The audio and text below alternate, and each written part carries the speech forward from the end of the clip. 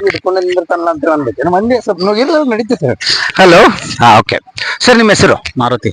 Maruti sir. ಏನ್ ಮಾಡ್ತೀರಿ sir? Sir ನಾನು KSRTC employee. KSRTC employee. Hi sir, hi hi. Tolangiri ಹೆಂಗ್ ಅನ್ಸಾತೈತೆ ಸರ್? ಚೆನ್ನಾಗಿದೆ ಸರ್. ಮಸ್ತಾ ಎಂಜಾಯ್ ಮಾಡ್ತಾ ಇದ್ದೀರಾ? ಮಳೆ ಇಲ್ಲ, ಆದಷ್ಟು ಇವತ್ತು ಬಿಸಿಲು ಐತಲ್ಲ. ಓಕೆ, 10 ಮೀನ ಇರ್ತಾವ ಸರ್. 10 ಮೀನ್ದಾಗ 1 ಮೀನ್ ಸಾಯ್ತೈತಿ. ಅದು ಸತ್ತ ಮೇಲೆ ಅಕ್ವೇರಿಯಂ ಏನಿರ್ತೈತಲ್ಲ, ನಿಮ್ಮ ಮೀನ ಏನ್ ಸಾಕಿರ್ತಾರಲ್ಲ ಅದು ತುಂಬಿ ಬಿಡ್ತದ. ಎದಕ್ಕೆ? 10 ಮೀನದಲ್ಲಿ 1 ಮೀನ ಸಾಯ್ತೈತಿ.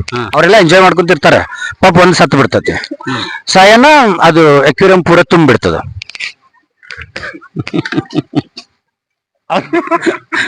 ಅವ್ರಿಗೆ ಆನ್ಸರ್ ಗೊತ್ತೈತೆ ನೋಡ್ರಿ, ನೀವು ಹೇಳಾಕೋಬೇಡ್ರ.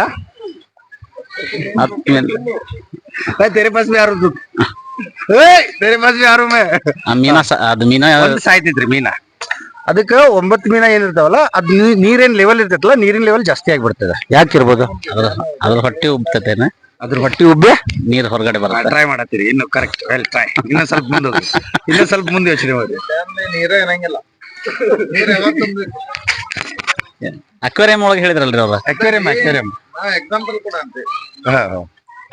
ಡ್ಯಾಮ್ ಒಳಗೆ ನೀರ್ ಇರಂಗಿಲ್ಲ, ಏನಿತ್ತು ಅನ್ಸರಿ.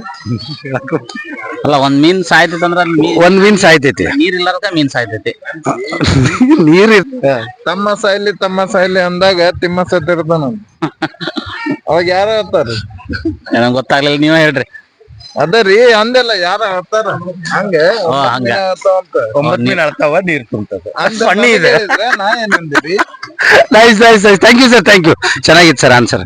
ತೊಳಂಗಿರಿ ಬಂದಿರಿ, ಎಂಜಾಯ್ ಮಾಡ್ರಿ ಸರ್ ಫುಲ್.